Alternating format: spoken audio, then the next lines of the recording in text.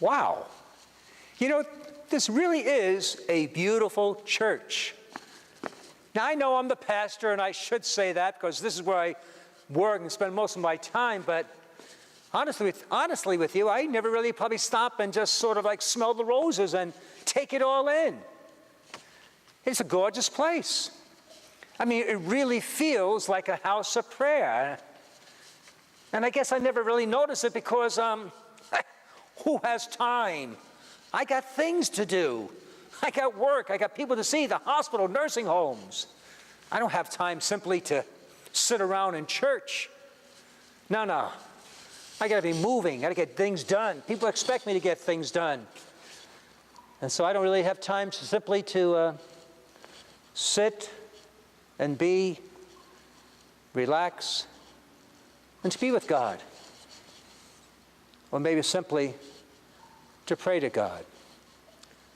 And that's our next topic, to tell you the truth. It's seeing prayer as fasting.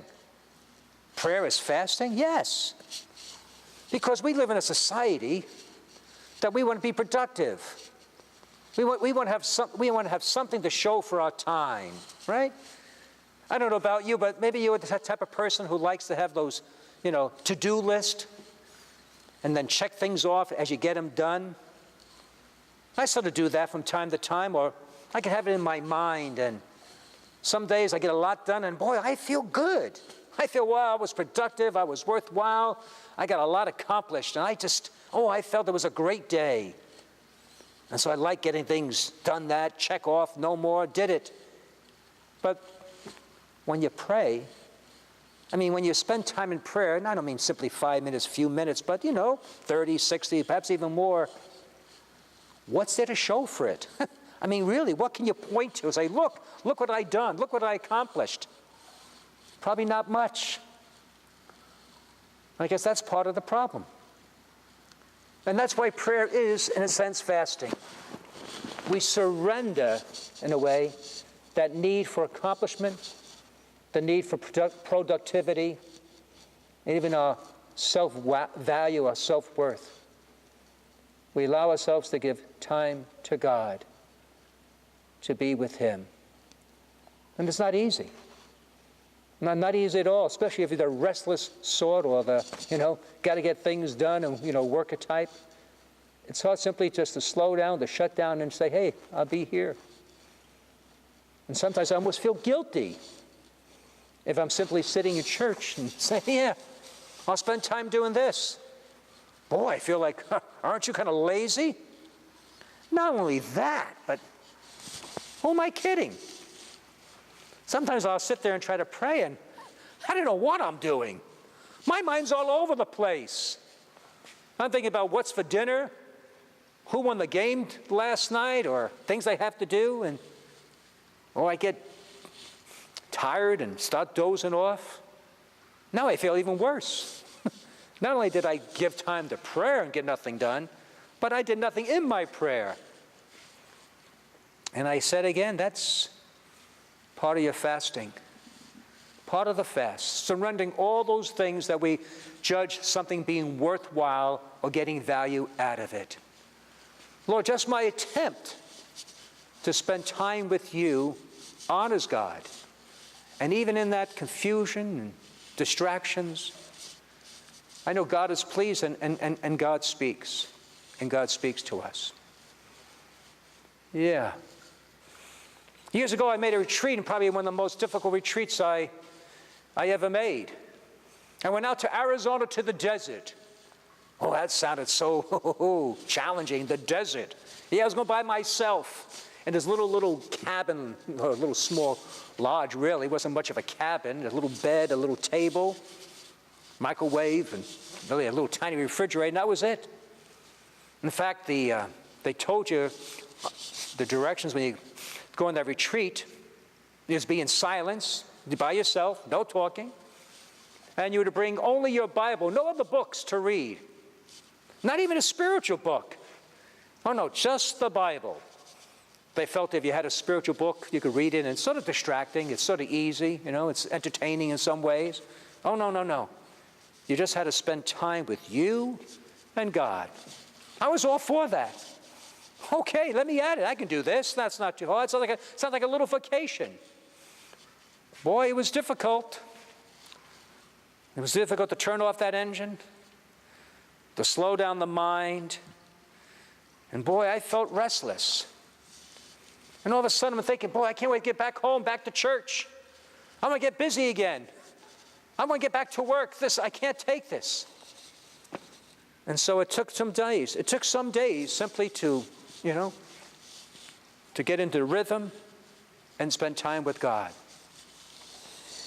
I'm not asking you to, go to the desert, but really think about praying as fasting, then spending time with God, to be alone with Him, to be still and to be quiet. And it probably needs to be more than 5-10 minutes. I would say probably at least maybe even 30. 30 may scare you, doesn't it? Yeah.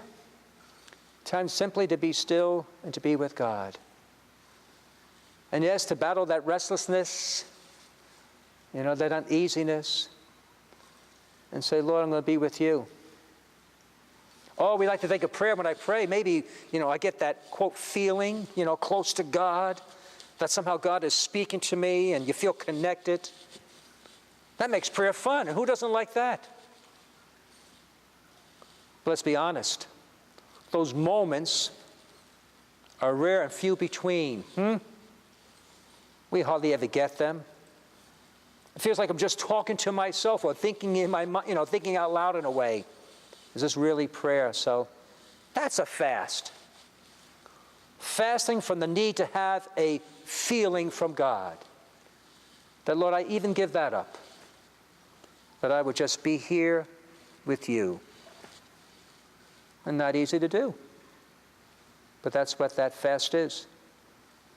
To say it's so important to be with God and to spend time with Him. Ooh, getting a little restless right now, in fact.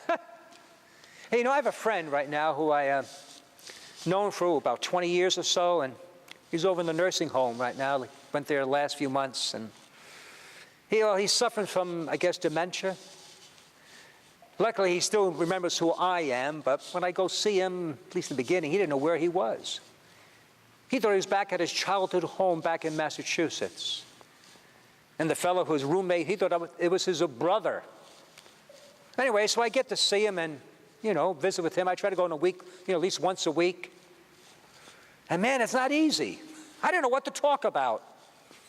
He really can't carry on a conversation, Sort of repeats himself and, I try to talk to him about, what's going on at church and the weather and the local sports teams. Or he's actually from Boston, so talk about the Bruins or the Celtics, whatever. And after a few minutes, I had to say what I had to say. And sometimes we just sort of look at each other, and then I repeat myself, and then I catch myself looking at my phone, seeing what time it is, and thinking, gee, have I been here long enough? Can I now leave?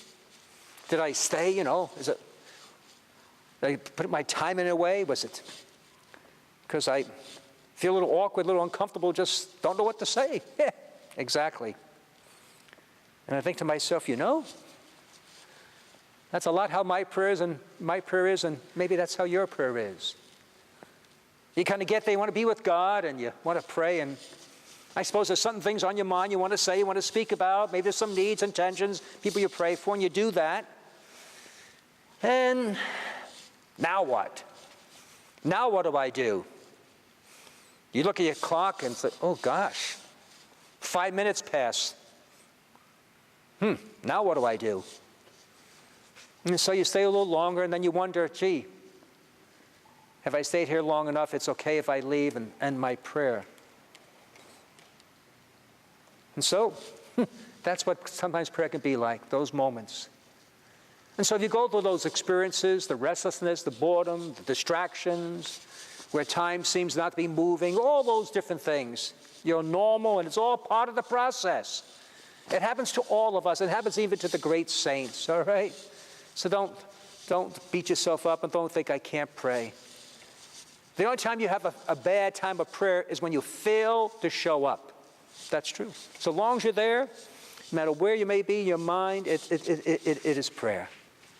So I want to encourage you to think about your prayer time as fasting. You know how we promote the Adoration Chapel? And I really, really want to encourage you, if you haven't as yet, to really commit to at least 1 hour a week. An hour a week. And see that hour not only as your prayer time, but as your fasting time. That it's a sacrifice. You're not getting things done. You may have a lot of things to do, but you're here with God. And if you find yourself restless and distracted, hey, Father Tom said this is normal. We all go through it, so you do. And put that fast in. In fact, maybe you want to come in church and to enjoy this beautiful building and simply be with God, to be in His holy presence. And so, if you wrestle with finding time for prayer and believe that, I don't have enough time for prayer, trust me, by praying, God will bless the time that you have and make it more productive. So on your calendar, be it on your phone or on your wall, put time for prayer. And God will bless it. So fast from productivity, from being busyness, from this rushing attitude, and slow down and give God your time, and God will bless it 100-fold. So now sort of break with your group and share with one another, and I'll see you next week. Thanks a lot. God bless.